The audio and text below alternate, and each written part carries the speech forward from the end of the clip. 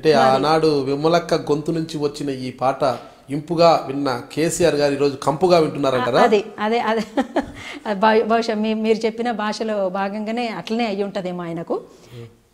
ఎందుకంటే ఆనాడు ఉన్నటువంటి సీమాంధ్ర పాలకులకు వ్యతిరేకంగా పాడిన పాట ఇవాళ ఈ పాలకులకు వ్యతిరేకంగా కూడా పాడే అటువంటి అవకాశం వస్తుంది అనేటువంటి బహుశా అప్పుడు ఆయనకు తెలిసినప్పటికీ కూడా అవ్వాల అవసరం పడింది. ఇవాళ ఎందుకంటే మేము రాజ్యం వెళ్తున్నాం కాబట్టి, మేము రాష్ట్రం వెళ్తున్నాం కాబట్టి మమ్మల్ని ప్రశ్నించొద్దు, మమ్మల్ని ఎవరు కూడా మాట్లాడొద్దు, మాకు వ్యతిరేకంగా ఎవరైనా పాడినా, మాకు వ్యతిరేకంగా ఎవరైనా రాసినా, మాకు వ్యతిరేకంగా ఎవరైనా మాట్లాడినా అట్లాంటి వాళ్ళను మేము ఊరుకునేది లేదు అనేది చేసి చూపిస్తున్నారు ఆయన. ఎందుకంటే వాళ్లకు అట్లాంటి పాట బయట ఉండకూడదనే ఉద్దేశంతో ఇట్లా సారథి పేరుతోటి ఉద్యోగాలు ఇచ్చి, ఉద్యోగాలు ఇవ్వద్దని నేను అంటలేను, వివిధ డిపార్ట్మెంట్లలో ఇవ్వచ్చు. కళాకారులకు కూడా ఇప్పుడు స్పోర్ట్స్లో పాల్గొనేటువంటి వాళ్ళకి వివిధ డిపార్ట్మెంట్లలో జాబ్స్ ఇస్తుంటారు, అట్లా కూడా ఇవ్వచ్చు. కానీ పాటను బందీ చేసిండ్రు ఇప్పుడు మొత్తంగా. అందుకనే అక్కడ ఉన్నటువంటి కవులు కానీ వాళ్ళు ఆస్థాన కవులుగా మారిపోయినరు. అట్లా లోబర్చుకునే వాళ్ళని లోబర్చుకున్నారు, పాట రూపంలో, మాట రూపంలో, రాసే రూపంలో, అన్ని రకాల రూపంలో వాళ్ళను ఇముడ్చుకునేటట్టుగా ఇముడ్చుకున్నారు.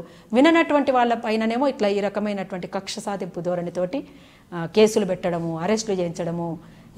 ఇప్పుడు ఇంకో 2 అడుగులు ముందుకేసి తన నైజం ఎట్లా బయట పెట్టుకున్నారంటే మా ఆఫీస్కు కూడా అరుణోదయ టఫ్స్ సంబంధించినటువంటి ఆఫీసే కాదు, అది రెసిడెన్స్ కూడా. మా ఇల్లు ఆఫీస్ 2 ఒకటే. ఎందుకంటే మేము ఇక్కడ ఉన్నటువంటి మేమందరం కూడా ఒక 15 మంది ఆ ఆఫీస్లో ఎప్పటికీ ఉంటాం. ఈ మలిదశ తెలంగాణ ఉద్యమం మొదలైన కాడి నుంచి కూడా అదే ఆఫీస్ నుంచి ఒక 4-5 సార్లు అరెస్ట్ అయిపోయినా అక్కడి నుంచే ఈ ఉద్యమంలోకి చాలాసార్లు గోసులు కట్టుకొని, గొంగళ్ళు వేసుకొని, గజ్జలు కట్టుకొని, డప్పులు పట్టుకొని పోయినటువంటి రోజులు ఉన్నాయి. అదే ఆఫీస్లో చాలాసార్లు కొన్ని 100ల సార్లు రిహార్సల్స్ చేసుకున్నాం. అక్కడ ఎవ్వరు కూడా, మీకు ఇంకో విషయం చెప్పాలి, ఆ ఆఫీసులోకి మేము పోయిన తర్వాత అక్కడ దొంగతనాలు కూడా లేవు. ఎందుకంటే పోలీసులకు పెట్రోలింగ్ బాధ కూడా తప్పింది. దోమలగూడ, అదే ఇందిరా పార్క్ దగ్గరనే దోమలగూడ బేక్ జోన్ అనేటువంటి ఒక బేకరీ ఉంటుంది. దాని సెకండ్ బ్యాక్లో మేము ఉంటాం. ఆ కాలువ పొంటి, ఆ మురుకు కాలువ పోతూ ఉంటుంది కదా మూసి, ఆ మూసి కాలువ పొంటే మేము అక్కడ కిరాయికి తీసుకొని ఉంటున్నాం 8 ఏళ్ళుగా.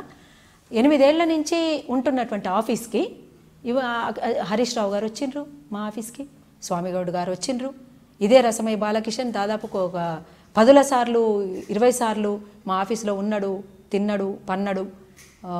మాతోటే కళాకారుడుగా ఆయన కొన్నిసార్లు అసలు చచ్చిపోయి కూడా కళాకారుడిగా చచ్చిపోయి కూడా మళ్ళీ మా అరుణోదయ టీంతో తిరిగి గంగలో మునిగినట్టు అయిపోయి మళ్ళీ బయటకు వచ్చి తెలంగాణ ఉద్యమంలో తిరిగి, అది చాలామంది అన్నారు అనవసరంగా మీతోటి తిప్పుకొని గంగలో ముంచినట్టు చేసిన రక్క ఆయనను అనవసరంగా తిప్పుకున్నారు మీరు. అంటే తిప్పుకోవడం అంటే మలిదేశ తెలంగాణ ఉద్యమంలో అందరూ కలిసి వస్తున్న వాళ్ళని కలుపుకోపోవాలి కదా అనేటువంటిది అనుకున్నాం. కానీ పాముకు పాలు పోసినట్టు మేము వెంట తిప్పుకుంటామని మాకు తెలియదు.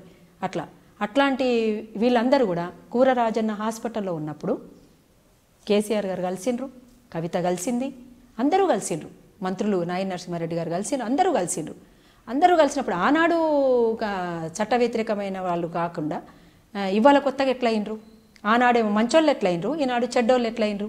ఈ పాటలు ఇనసొంపుగా ఆనాడు ఎందుకున్నాయి, ఇవాళ మీరు అన్నట్టు కంపుగా ఎందుకున్నాయి, ఎందుకు ఇవాళ మేము బుక్ ఫేర్లో మా పుస్తకాలు పెట్టుకునేటువంటి అవకాశం ఉండే. ఎందుకంటే మేము స్టాల్ కూడా మాట్లాడుకున్నాం, అక్కడ మాట్లాడుకుని డబ్బులు అందాక మేము అందులో ఇంకా కట్టలేకపోయినాం టైంకి. ఈ లోపు ఇది అయిపోయింది.